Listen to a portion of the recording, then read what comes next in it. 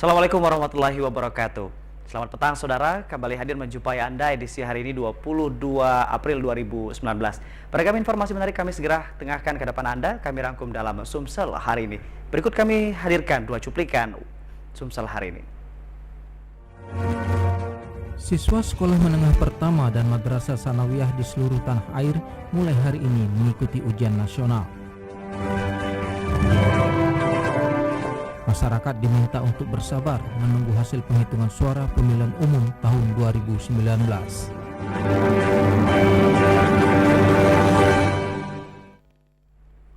Saudara, selain dua cuplikan warta utama tadi, kami juga akan menghadirkan informasi menarik lainnya seputar Sumatera Selatan bersama saya Anggi DJ. Inilah Sumsel hari ini selengkapnya. Saudara, ujian nasional tingkat sekolah menengah pertama SMP di Kota Palembang diikuti 27.764 siswa. Sementara belum semua sekolah menyelenggarakan ujian nasional berbasis komputer atau UNBK yang dimulai hari ini. Siswa kelas 9 SMP MTS di Palembang hari ini mengikuti ujian nasional sampai 25 April 2019 mendatang. Untuk di Kota Palembang ada 136 sekolah yang mengikuti UNBK, sedangkan 102 sekolah mengikuti ujian berbasis kertas atau sekitar 55% sekolah yang melaksanakan UNBK. Dari 136 SMP MTS negeri dan swasta yang mengikuti UNBK, baru 85 sekolah memiliki fasilitas komputer sendiri, sementara 51 sekolah lainnya menumpang di lokasi terdekat. Pantauan TVRI pagi tadi di SMP Negeri 10 Palembang yang baru pertama kali melaksanakan UNBK mandiri dengan memiliki 40 unit komputer. Seharusnya membutuhkan sekitar 136 komputer dan untuk memenuhi ini, menurut Kepala Sekolah SMP Negeri 10 Palembang, Tony Sidabutar, siswanya membawa laptop sendiri dengan dukungan orang tua secara ikhlas. Semua infrastrukturnya itu dari komite melalui infak daripada orang tua murid, terkumpullah 40 unit komputer, kemudian 4 kelas jaringan. Sedangkan UNBK ini SMP 10 memerlukan 136 dan sisanya itu semuanya adalah laptop anak-anak. Kami mohon untuk dipinjamkan melalui orang tua murid. Alhamdulillah orang tuanya sangat antusias untuk meminjamkan laptop tersebut. Ujian nasional berbasis komputer dan kertas ini diikuti 27.764 siswa, terdiri dari 16.636 siswa SMP negeri, 8.597 siswa SMP swasta. Sedangkan peserta dari MTS negeri sebanyak 765 siswa dan MTS swasta sebanyak 1.766 siswa. Tim Liputan TVRI Sumatera Selatan melaporkan. Mulai tahun ini Madrasah Sanawiyah Negeri 1 Palembang menggelar ujian nasional berbasis komputer atau UNBK secara mandiri. UNBK mandiri yang digelar di Madrasah Sanawiyah Negeri 1 Palembang tahun ini dapat terlaksana setelah pengelola mempersiapkan kebutuhan sarana dan prasarana secara bertahap. Kepala Madrasah Sanawiyah Negeri 1 Palembang Tugino menjelaskan UNBK tahun ini diikuti 461 siswa terbagi ke dalam 3 sesi. Masing-masing sesi terdiri dari 154 siswa dengan mata pelajaran yang diujikan bahasa Indonesia. Tugino mengharapkan pada ujian tahun ini dapat mencapai sukses pelaksanaan dan sukses hasil. Dekat usaha yang keras kita untuk pelaksanaan ujian UNBK tahun pelajaran 2018-2019 ini melaksanakan di rumah sendiri atau di tempat sendiri yang selama ini memang kita masih menumpang di salah satu tetangga kita atau sekolah Dignas. Alhamdulillah pada tahun ini kita sudah melaksanakan sendiri untuk pelaksanaan UNBK-nya. UNBK di Madrasah Sanawiyah Negeri 1 Palembang juga diikuti siswa kelas filial yang berlokasi di Jakabaring. Siswa kelas filial ini termasuk dalam sesi 3. Sementara itu salah seorang siswa mengungkapkan belum menemui kesulitan dalam menjawab soal yang diberikan. Banyak yang masuk. Banyak masuk ya? Iya. Berapa persen? Apa? Bisa ngejakin berapa persen dari? 90%. 60% ya? Ya. Mungkin harapannya untuk besok-besok gimana? Untuk besok-besok semoga lancar dan sesuai dengan yang diberikan guru. Gitu ya, kisi-kisinya. Ya, kisi-kisinya. Siswa Madrasah Sanawiyah Negeri 1 Palembang yang mengikuti UNBK tahun ini berjumlah 305 orang, ditambah kelas filial 156 orang. Tim Liputan TVRI Sumatera Selatan melaporkan dari Palembang. Saudara, hari pertama ujian nasional berbasis komputer UNBK tingkat sekolah menengah pertama SMP berjalan lancar.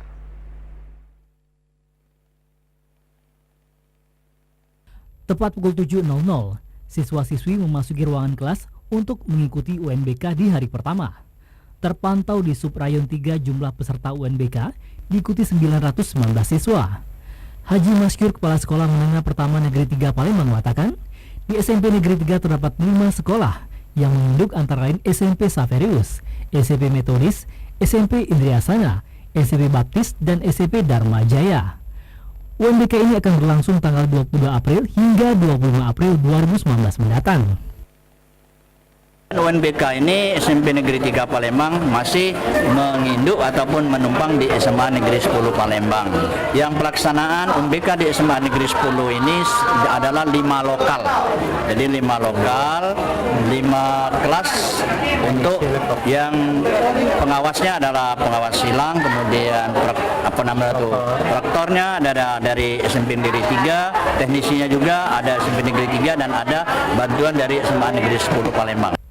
Ditambahkan Maskur, sebelum melaksanakan UNBK, terlebih dahulu beberapa kali melakukan tryout atau TO, kemudian ujian sekolah berstandar nasional USBN. Lebih lanjut, menurut Maskur, anak muridnya sudah dibekali dan siap menghadapi UNBK. Ia yakin anak muridnya lulus 100%. Muslim Umar melaporkan dari Palembang. Pelaksanaan UNBK tingkat sekolah menengah pertama SMP digelar serentak seluruh tanah air. Tak lepas dari Kabupaten Musirawas, Sumatera Selatan sendiri, pelaksanaan UNBK berlangsung dengan lancar dan diikuti ribuan siswa dari seluruh SMP, negeri maupun swasta yang ada di Kabupaten Musirawas. Pelaksanaan ujian nasional berbasis komputer UNBK tingkat SMP digelar serentak di sejumlah daerah di tanah air. Pantauan tim liputan TVRI di beberapa sekolah di Kabupaten Musirawas, pelaksanaan ujian nasional cukup berlangsung lancar dan aman.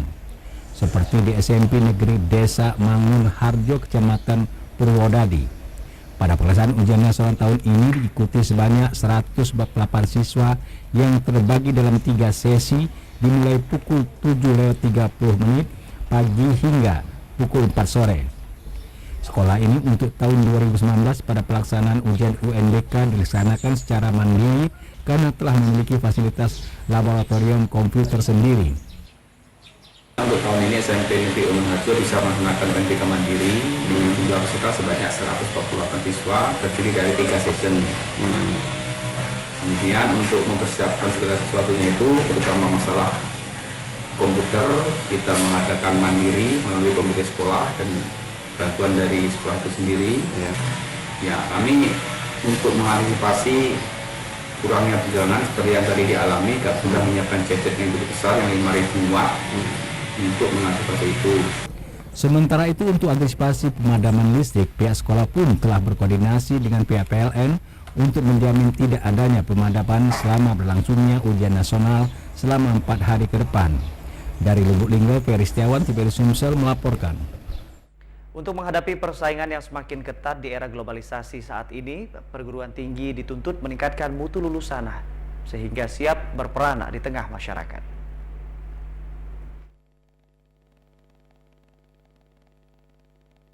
Perguruan tinggi harus dapat bersaing untuk meningkatkan mutu lulusan dengan terus berbenah, baik itu fasilitas kampus, terlebih tenaga pengajar atau dosen. Hal inilah yang dilakukan Fakultas Ekonomi Universitas Tridinanti Palembang yang konsen mengikut sertakan para dosen muda ke program doktor. Ini diyakini sebagai strategi penguatan daya saing lulusan Universitas Tridinanti Palembang dalam menghadapi era revolusi industri 4.0. Demikian diungkapkan pembantu rektor Universitas Tridinanti Palembang, Sonang, pada yudisium Sarjana Ekonomi dan Ahli Madya Fakultas Ekonomi Universitas Tridinanti Palembang hari ini.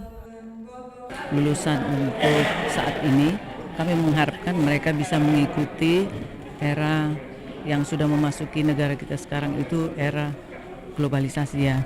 Jadi terutama dengan adanya revolusi industri 4.0, kita harapkan mahasiswa juga bisa mengikuti perkembangan tersebut dan bisa mengaplikasikan ilmunya di dalam bermasyarakat nanti. Diharapkan lulusan ini juga akan bisa mengikuti teknologi yang canggih sekarang. Dekan Fakultas Ekonomi Universitas Tridinanti Saiful Sahri mengakui dengan selesai mengikuti program dokter ini, diyakini Fakultas Ekonomi Universitas Tridinanti Palembang menjadi salah satu perguruan tinggi terdepan di kota Palembang. Kita lakukan adalah untuk meningkatkan kualitas dari Fakultas Ekonomi, di mana ke depan Fakultas Ekonomi telah mengirimkan 10 orang untuk sekolah strata 3 di berbagai perguruan tinggi di Indonesia. Diharapkan ke depan Fakultas Ekonomi menjadi fakultas yang disenangi dan menjadi favorit khususnya di Kota Palembang.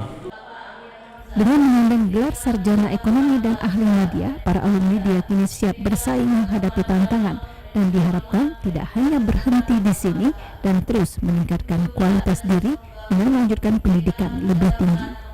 Sarjana yang diyudisium berjumlah 64 orang, terdiri atas 53 dari strata 1 program studi manajemen dan akuntansi dan 27 orang dari diploma 3. Tim Liputan TVRI Sumatera Selatan.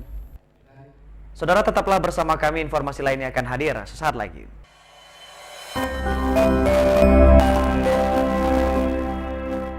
Saudara, terima kasih Anda masih bersama kami. Berikut informasi lainnya. Pemilihan presiden sudah berlangsung 5 hari yang lalu. Masyarakat diminta untuk bersabar sampai perhitungan resmi selesai dilakukan. Pilpres 2019 yang berlangsung 17 April lalu sukses dilaksanakan. Perhitungan cepat yang dilakukan lembaga survei banyak bermunculan dan menimbulkan polemik di masyarakat. Oleh karena itu, untuk menciptakan suasana yang kondusif dan damai, masyarakat diminta untuk tetap bersabar hingga perhitungan resmi yang dilakukan oleh Komisi Pemilihan Umum selesai dilaksanakan. Pengamat politik Zulfikri Sulaiman mengatakan, saat ini perhitungan suara masih berlangsung dan masyarakat diminta untuk bersabar hingga perolehan suara selesai dihitung maksimal 22 Mei mendatang. Nah, jadi saya pikir kita jangan terjebak di sini gitu loh. Sudah kita tunggu aja lah. Semua saya pikir harus bersabar. Memang kompleks memang karena memang hari ini kita lihat tingkat partisipasi cukup tinggi. Artinya ada harapan dari masyarakat untuk sebuah perubahan. Saya pikir ya harus kita tunggu gitu loh, mau tidak mau. Data yang diperoleh dari situs pemilu 2019.kpu.go.id tanggal 22 April pukul 13 waktu Indonesia bagian Barat, perolehan suara sementara untuk Presiden nomor urut 1 sebesar 54,86%, sedangkan Presiden nomor urut 02 memperoleh 45,14%. Data dihimpun dari 125.773 TPS dari total 813.350 TPS se-Indonesia, atau 15,46% dari total suara. Tim Liputan TVRI Sumsel melaporkan. Saudara, diduga mengalami kelelahan pasca penghitungan suara di tingkat TPS. Fahrul, anggota KPPS 02 Desa Belambangan, Kecamatan Pangandoan, Kabupaten Oku, meninggal dunia. Anggota KPPS 02 Desa Belambangan, Kecamatan Pengandonan bernama Fahri meninggal dunia Sabtu akhir pekan kemarin. Ketua PPK Pengandonan Imam dikonfirmasi TVRI via seluler mengatakan sebelum meninggal dunia Fahri mengalami tidak enak badan. Usai proses penghitungan perolehan suara di tingkat TPS langsung pamit pulang untuk istirahat dan berobat. Kondisi badannya saat itu panas tinggi. Tidak beberapa lama kemudian anggota PPK dan PPS mendapatkan kabar yang bersangkutan telah meninggal dunia.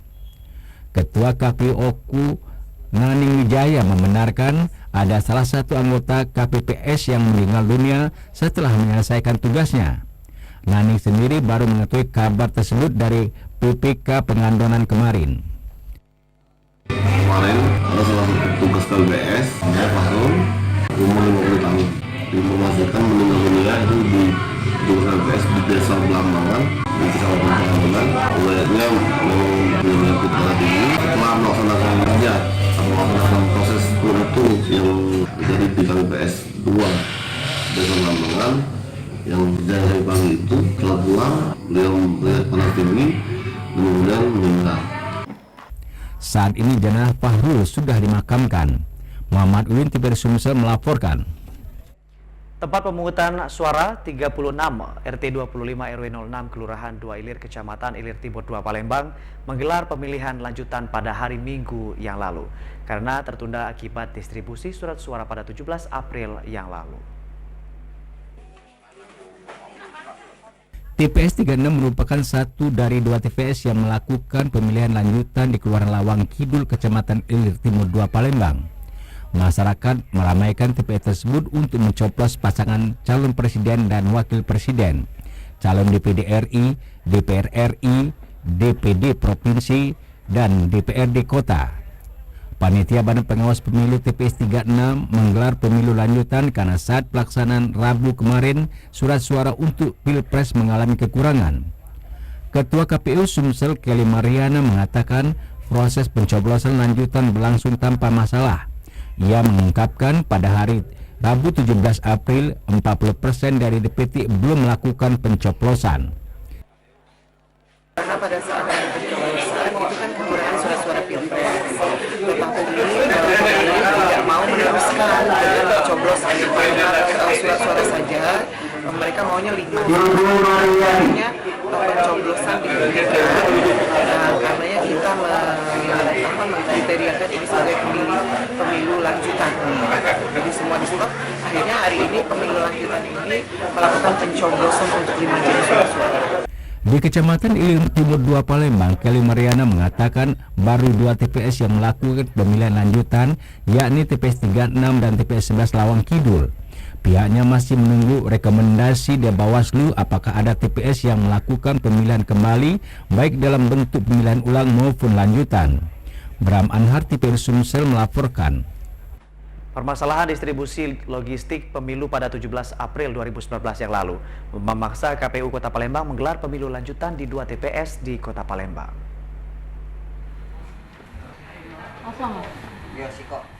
Pemilu lanjutan di TPS 11 Jalan Perintis Kemerdekaan Lorong Sepakat Lawang Kidul menuai antusias dari para pemilih yang sejak pagi mendatangi TPS. LP Sukaisi, salah seorang pemilih, mengatakan lega bisa menyalurkan hak suaranya pada pemilu lanjutan ini. Sebelumnya warga sepakat tidak mencoblos karena TPS 11 mengalami kekurangan surat suara Pilpres. Senang lah pasti. Kenapa, Bu? Bisa menyalurkan hak pilih kan sesuai dengan undang-undang. Kenapa sebelumnya, Bu? Sebelumnya itu surat presiden kurang.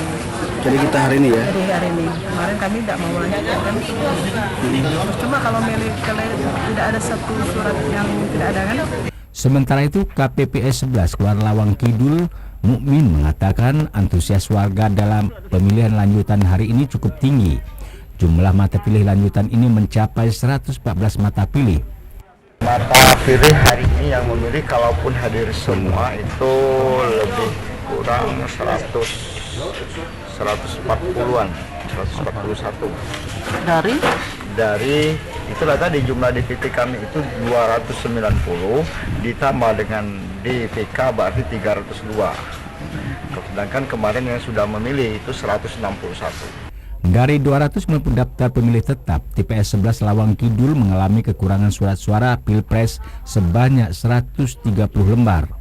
Romeko TVRI Sumsel melaporkan. Para pedagang di pusat perbelanjaan Beringin Janggu 17 Ilir mengeluh karena sepinya pembeli. Merosotnya pembeli diakui imbas dari maraknya pedagang kaki lima di depan pusat pertokoan tersebut.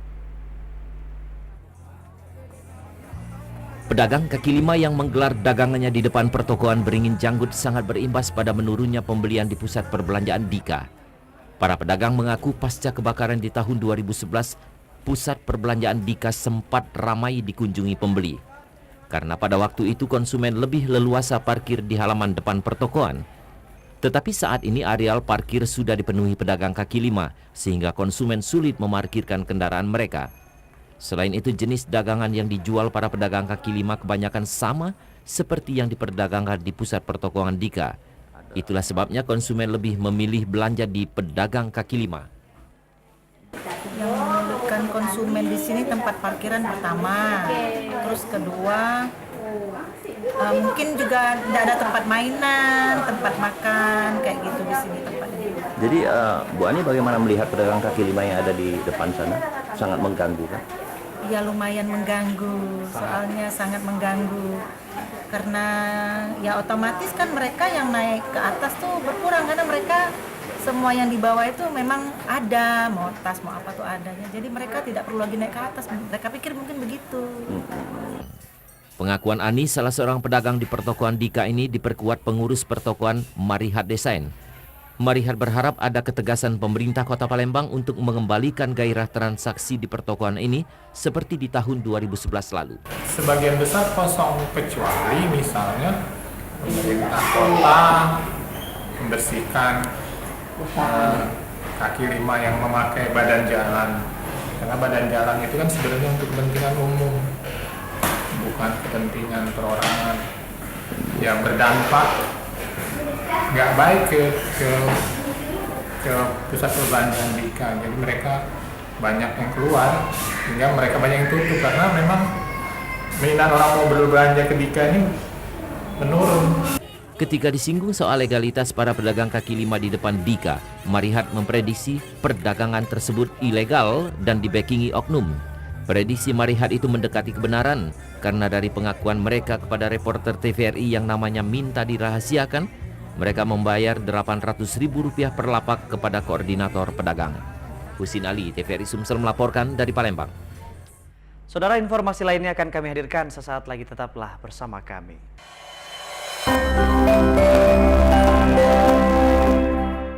Saudara, terima kasih Anda masih bersama kami. Berikut kami hadirkan informasi lainnya.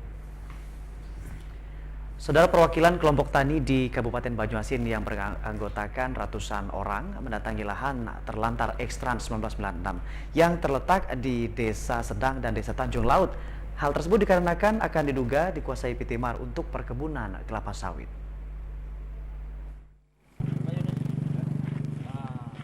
Warga Banyuasin tergabung dalam kelompok tani mendatangi lokasi tanah telantar X-Trans 1996 yang terletak di Desa Sedang dan Desa Tanjung Laut, Kecamatan Suwaktafe, Kabupaten Banyuasin, yang akan dikelola masyarakat sebagai lahan pertanian padi.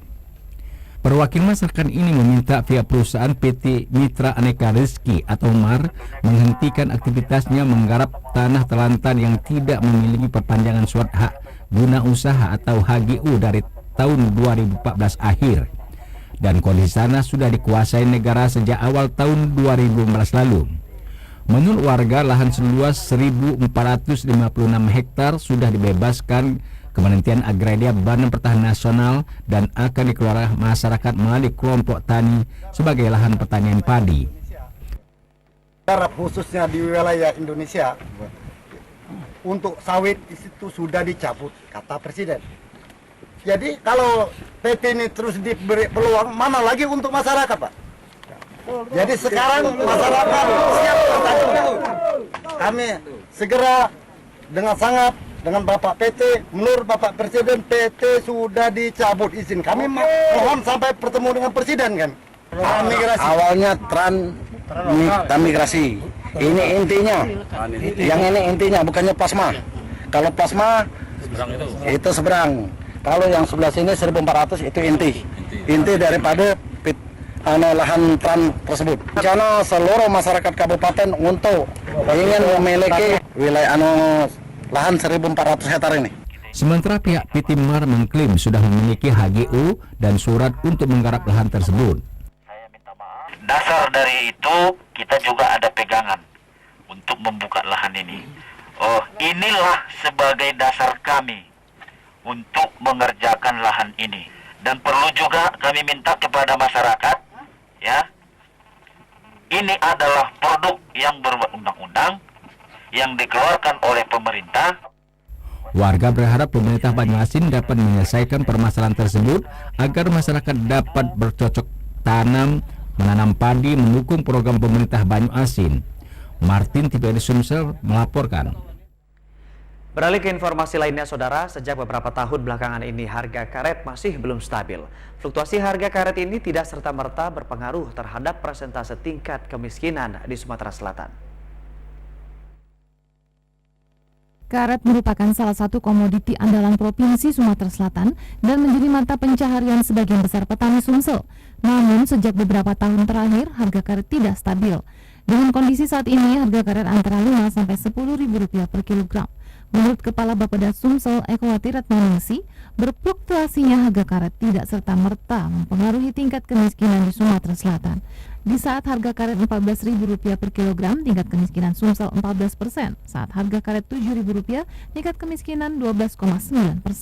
Meskipun harga karet meningkat, tidak serta-merta menurunkan angka kemiskinan. Kita lihat data di tahun 2015 pada saat harga karet 14.000 per kilo, angka kemiskinan kita juga 14%. Nah, sekarang harga karet sekitar 7.000, kemiskinan kita 12,8. Intinya kan tidak otomatis bahwa harga karet meningkat akan menurunkan angka kemiskinan. Selain itu, menurut Ekowati Ratnaningsi, masyarakat yang memiliki kebun karet minimal 1 hektar tidak masuk dalam kategori miskin, meskipun harga karet saat ini dalam kondisi yang tidak stabil. Tim Liputan TVRI Sumsel melaporkan. Tingginya curah hujan yang terjadi di wilayah Sumatera Selatan berimbas terhadap turunnya harga sayur mayur di tingkat petani.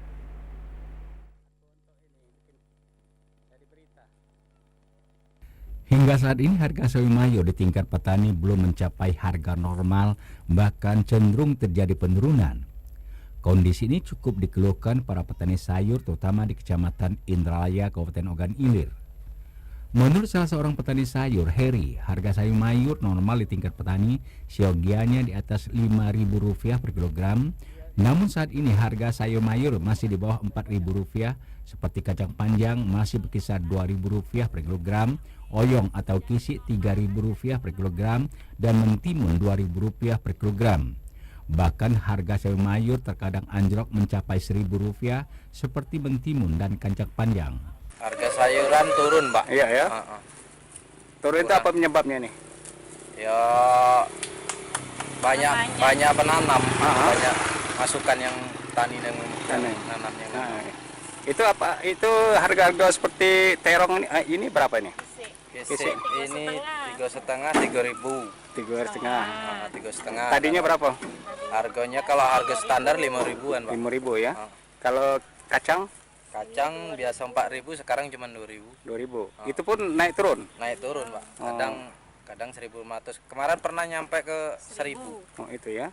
Sedangkan menurut salah seorang pedagang pengumpul, turunnya harga sayur mayur akibat banyak jalan rusak menuju pemukiman penduduk sehingga pedagang sayur keliling sulit masuk ke kampung.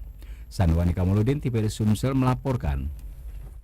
Para petani di Kenten Laut, Talang Kelapa, Banyuasin masih kesulitan mencari air untuk menyiram tanaman kebun mereka.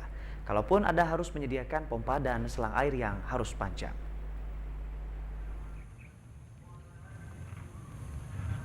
Petani di Kenten Laut, Talang Kelapa, Banyuasin selama ini menyiram kebun mereka dengan menggunakan air sungai atau air sumur yang ada.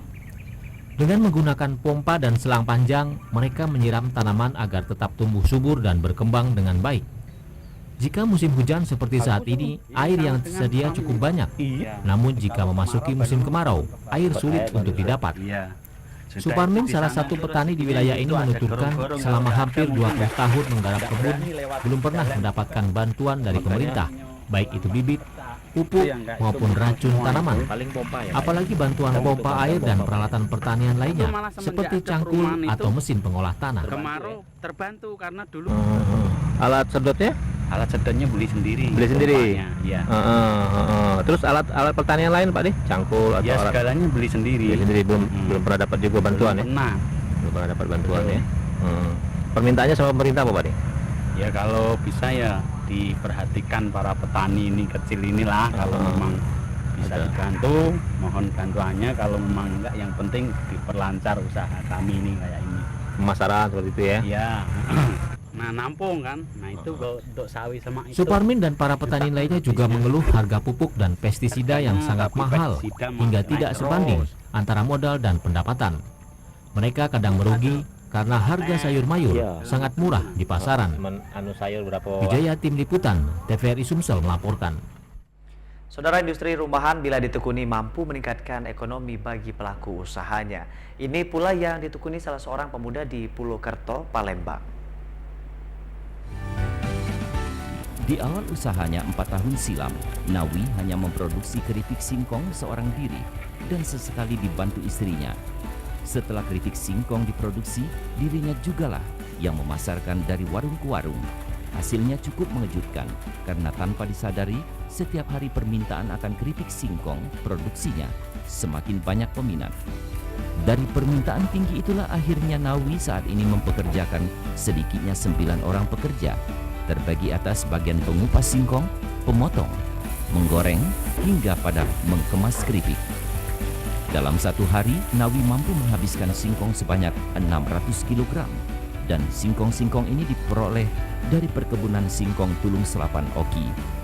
Di musim banjir saat ini, Nawi mengaku sedikit kesulitan untuk mendapatkan singkong berkualitas. Dengan kondisi perkebunan singkong terkena banjir, maka diakui Nawi banyak singkong yang rusak. Kalau musim penghujan ini gimana bahan bakunya? Sulit, apalagi terkendala oleh banjir. Jadi biasanya berapa sehari ngabisin ubi? 6 tikulan. Berapa? 6 tikul. 600 kilo. 600 kilo. Nah, ubi 600 kilo itu bisa dicari di musim hujan ini?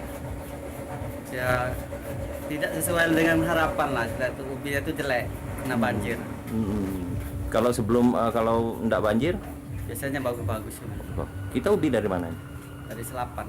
Oh, dari Selapan langsung dia. Untuk memasarkan keripik singkong ini, Nawi tetap memakai sistem mengisi dari warung ke warung. Hanya saja jika dahulu dirinya yang mengantar, tetapi saat ini kebanyakan dari mereka mengambil sendiri atau diantar karyawannya melalui pemesanan. Untuk wilayah pemasaran diungkapkannya masih di wilayah Palembang dan belum mampu menembus pasar di luar kota Palembang. Dari kota Palembang, Husin Ali, TVRI Sumsel melaporkan. Saudara lulusan Sekolah Menengah Kejuruan SMK diharapkan dapat membuka usaha secara mandiri dan siap bersaing di dunia usaha dan dunia industri. SMK bisa menjadi moto siswa SMK di Sumatera Selatan karena siswa SMK telah dibekali dengan berbagai kompetensi keahlian yang menjadi dasar bagi siswa SMK untuk bersaing sehat dan memasuki pasar kerja.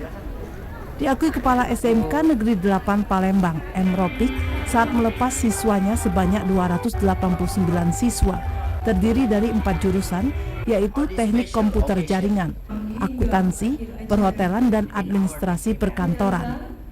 Siswa ini diharapkan dapat melanjutkan ke jenjang pendidikan yang lebih tinggi, bahkan mampu membuka lapangan kerja sendiri. Dengan moto SMK Bisa, diarahkan agar siswa SMK setelah menempuh pendidikan selama 3 tahun memiliki kompetensi keahlian yang mampu menjadikan siswa SMK ini siap untuk mandiri. Memasuki abad 21, siswa SMK dapat mengembangkan dasar-dasar kejuruan dan kompetensi keahlian dalam upaya mengantisipasi persaingan ketat di dunia usaha dan dunia industri. Pengetahuan dan kompetensi di SMK ini adalah merupakan kompetensi dasar bagi mereka untuk melangkah ke dunia usaha dan dunia industri. Kalau perlu mereka itu berwirausaha dan untuk melanjutkan pendidikan ke jenjang yang lebih tinggi. SMK itu berdiri untuk mencetak para tenaga kerja dan para wirausaha. Ke depan, SMK Negeri 8 Palembang ini terutama sarana prasarananya akan kita lebih lengkapi.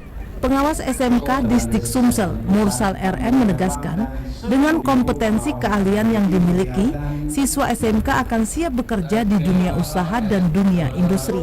Bahkan siswa SMK siap mandiri karena arah pendidikan SMK mencetak para lulusan yang terampil dan tangguh dengan keahlian yang dimiliki. Jadi ada 3 tujuan dari Tomata SMK itu. Yang pertama itu dia bisa melanjutkan ke tingkat yang lebih tinggi. Yang kedua, siswa itu bisa bekerja sesuai dengan bidang keahliannya masing-masing. Yang ketiga juga bisa mandiri. Artinya anak itu bisa bekerja sendiri. Iya. Momen penglepasan siswa SMK ini sebagai ajang untuk mempererat tali silaturahmi siswa, wali murid, dan para guru, sekaligus sebagai langkah awal untuk mengembangkan kompetensi keahlian yang dimiliki. Tim Liputan TVRI Sumatera Selatan melaporkan. Saudara, segmen olahraga segera kami hadirkan ke hadapan Anda. Tetaplah bersama kami.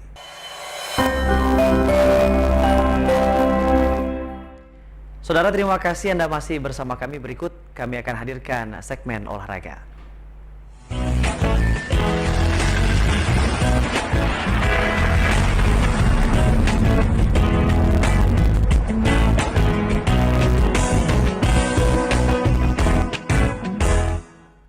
Informasi dari segmen olahraga, saudara, di hari ini Sirnas Sumsel Open 2019 digelar di Gor Dempo, Palembang. Event ini akan menjadi panggung bagi para atlet bulu tangkis Sumsel dalam mengukir prestasi menuju ke puncak. Sekitar 500 pebulu tangkis dari 46 klub bulu tangkis dari 18 provinsi di tanah air telah terdaftar sebagai peserta Sirnas Sumsel Open 2019 di Gor Dempo JSC Palembang. Sirnas kedua dari 8 Sirnas tahun 2019 digelar mulai hari ini sampai 27 April mendatang, yang juga diikuti beberapa atlet bulu tangkis dari negara Malaysia dan India. Pada ajang ini disiapkan hadiah uang pembinaan 340 juta rupiah untuk 19 kategori yang dipertandingkan. Di tengah persaingan ketat pebulu tangkis antar klub ini, menurut Ketua PBSI Sumsel Apriyadi, diharapkan muncul atlet berbakat dari Sumsel. Meski sangat disayangkan salah satu atlet andalan Sumsel, Rozana dari Pengcap PBSI Lubuk Linggau, tidak bisa ikut karena tengah mengikuti event internasional bersama atlet andalan Indonesia di Bangkok. Target kita di Sirnas ini karena memang persaingannya ketat. Karena ada pemain kita, satu pemain kita yang punya peluang tapi sekarang oleh PBSI dikirim ke Bangkok. Sedang mengikuti turnamen junior internasional, jadi dia tidak bisa ikut di sini karena membela nama bangsa dan negara, main di Thailand. Jadi untuk di sini kita tidak terlalu memberikan target yang besar, tetapi paling tidak untuk pemain-pemain kita, atlet kita, ini adalah ajang untuk menambah jam terbang. Sirnas di Palembang tahun ini merupakan Sirnas ketiga kepercayaan PBSI Pusat kepada PBSI Sumsel sebagai tuan rumah. Diharapkan event yang sangat disayangkan berbarengan dengan masa ujian sekolah bagi beberapa atlet bulu tangkis andalan Sumsel menjadi panggung menuju puncak. Mudah-mudahan dengan Sirnas ini kami mengambil poin sendiri, yaitu akan melahirkan di kami yang mana selama ini banyak ini adalah penyangga Kota Palembang. Tentunya kami ingin berbuat lebih banyak, akan membuat yang bisa bersaing kabupaten lain, dapat bersaing tingkat nasional. Jadi ini merupakan panggung mereka. Nah, paling tidak bisa memantau kekuatan sampai sebatas mana kemampuan mereka hasil latihan ini. Nah, harapan kita tentunya dari MUBA mudah-mudahan ada yang bisa berprestasi nanti. Itu harapan kita. Berapa banyak kita atlet yang kirim di sini? Atlet kita ini saat ini banyak yang sedang mengikuti ujian nasional. Itu masalahnya. Jadi hanya ada 7 orang. Hakim Syami, TVRI Sumsel melaporkan. Sekda Kota Palembang menegaskan pemerintah Kota Palembang berkomitmen mendukung peningkatan prestasi cabang olahraga bulu tangkis. Sekretaris Daerah Kota Palembang Ratu Dewa menghadiri pelantikan 7 pengurus Persatuan Bulu Tangkis Seluruh Indonesia PBSI Kabupaten Kota di Sumatera Selatan Minggu malam di Rumah Dinas Wali Kota Palembang, Jalan Tasik. Ketujuh pengurus kabupaten kota yang dilantik oleh Ketua Umum PBSI Sumatera Selatan antara lain pengurus PBSI Kabupaten Banyuasin, Musi Banyuasin, Oku Timur, Prabu Muli, Pagar Alam, Pali, dan Ogan Komering Ilir. Sekda Kota Palembang Ratu Dewa yang menghadiri acara pelantikan mengatakan pemerintah Kota Palembang sangat mendukung terkait kegiatan Sekda Kota Palembang Ratu Dewa yang menghadiri acara pelantikan mengatakan pemerintah Kota Palembang sangat mendukung kegiatan PBSI khususnya Kota Palembang, terlebih dengan adanya pengurus baru yang dilantik oleh Ketua Umum Sumatera Selatan yang bertepatan dengan adanya kejuaraan bulu tangkis tingkat nasional Jarum Sirkuit Nasional Lining Sumatera Selatan Open 2019 yang digelar di Gor Dempo Jakabaring pada 22 sampai 27 April 2019. Support dari segala baik dari hal-hal teknis sampai ke hal-hal lain. Kita selalu koordinasi dengan PBSI Pusat maupun PBSI Sumatera Selatan. Secara teknis tidak ada masalah. Besok tinggal mulai pertandingan. Untuk Palembang mudah-mudahan masuk, paling tidak masuk ke semifinal. Ya, beberapa tim dan juga kita undang seluruh PB-PB yang ada di Palembang untuk ikut partisipasi. 510 atlet dari seluruh Indonesia nasional. Usai melakukan pelantikan, pemerintah Kota Palembang menggelar welcome dinner bersama atlet. Romiku, TVRI Sumatera Selatan melaporkan. Untuk mencari bibit atlet yang handal, selayaknya pengurus provinsi maupun pengurus cabang olahraga menggelar banyak turnamen sehingga mendapatkan atlet yang dapat mengharumkan nama daerah. Turnamen hoki Rektor 3 UIN Raden Patah Palembang telah usai ditutup pembina hoki UIN Raden Patah Palembang Abdullah Sobari. Pada kejuaraan ini untuk putra keluar sebagai juara pertama klub dari Prabu Muli B, juara kedua Seman Sakel A, dan juara ketiga Prabu Muli A. Sementara putri juara pertama klub UIN A, juara kedua Seman Sakel A, dan juara ketiga Prabu Muli B. Menurut Abdullah Sobari, turnamen rektor ini akan berlanjut dan besar kemungkinan turnamen rektor ini akan diadakan sebagai kejuaraan nasional. Untuk kejuaraan nasional ya saat ini belum kita bicarakan, tetapi kemungkinan itu bisa karena beberapa waktu yang lalu kita sudah mengadakan sebuah kegiatan yang levelnya regional baru sebenarnya, yaitu kegiatan pekan lomba dalam beragam seni, olahraga dan juga ilmiah Sumatera untuk pertama kali. Jadi berdasarkan pengalaman itu saya kira UIN insya Allah bisa melaksanakan kegiatan hoki ini untuk level yang lebih besar dari hari ini. M. Sailendra sebagai ketua panitia berharap kegiatan ini berkelanjutan sehingga bisa memperoleh atlet hoki yang bisa membawa nama baik Sumsel di kancah nasional. Apalagi tim hoki Sumsel masuk Prapon 20 di Papua. Untuk next kejuaraan kita bakal mempreparekan kejuaraan nasional antar perguruan tinggi se-Indonesia. Apabila itu terlaksana dengan baik, berjalan dengan baik, prosedur-prosedurnya bakalan kami jalankan dengan sepenuhnya. Tim Liputan TVRI Sumatera Selatan melaporkan. Tim voli pesirah Bank Sumsel Babel lolos ke Grand Final PVL Divisi 1 tahun 2019 setelah menundukkan Vira Prakasa Yuda dengan skor telak 3-0.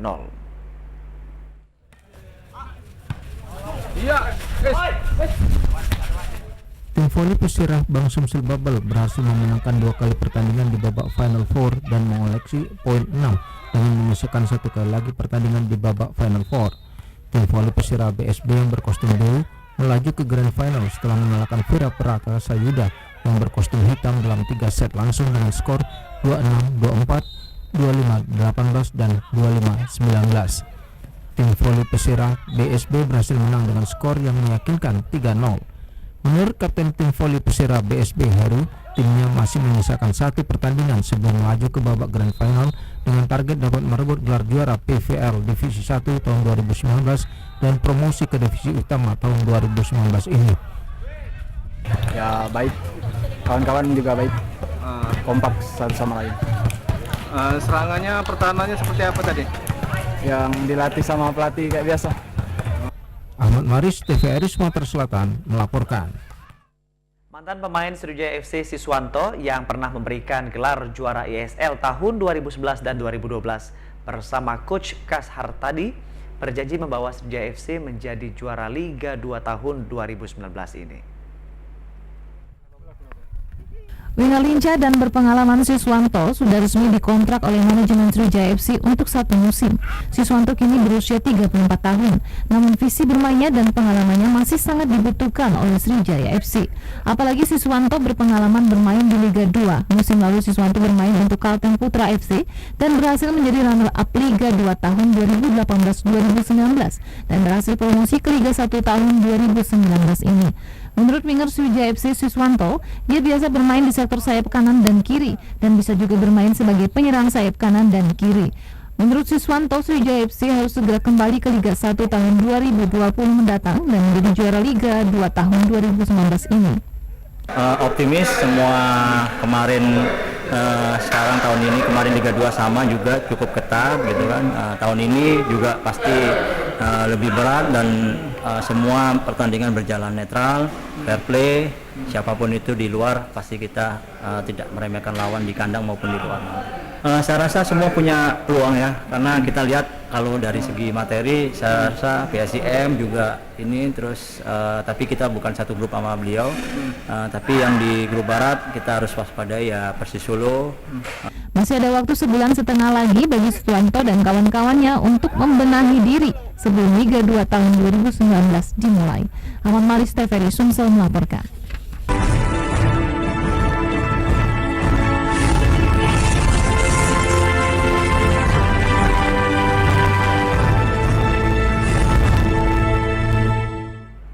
Saudara, beralih ke informasi lainnya, Badan Meteorologi, Klimatologi, dan Geofisika meminta warga sejumlah kota untuk mewaspadai kondisi cuaca di 3 hari ke depan.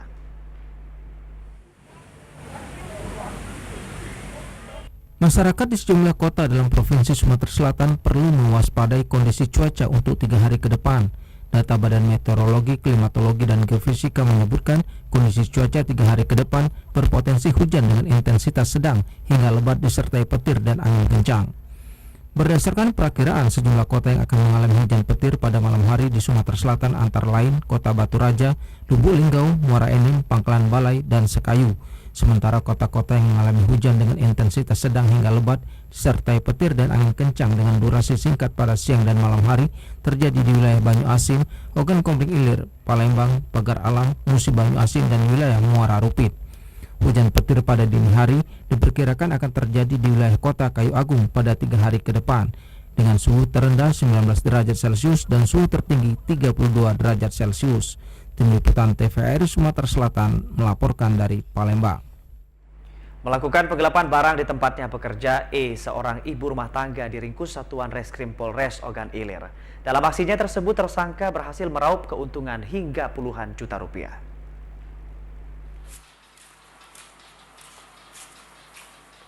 Setelah sempat kabur ke Cijantung, Jakarta Selatan, akhirnya ibu rumah tangga warga desa Tanjung Lubuk berhasil diringkus Satuan Reskrim Polres Ogan Ilir. Penangkapan tersangka berinisial E ini merupakan tindak lanjut dari laporan korban seorang pengusaha barang kredit rumah tangga. Dalam menjalankan aksinya, E bertugas menjual barang milik korban. Setelah sekian lama, uang hasil penjualan tidak disetorkan, akibatnya korban merugi. Dari pengakuan tersangka, dirinya hanya menggelapkan uang 26 juta rupiah, namun korban mengalami kerugian hingga ratusan juta rupiah. Polisi terus menelusuri modus yang dilakukan E.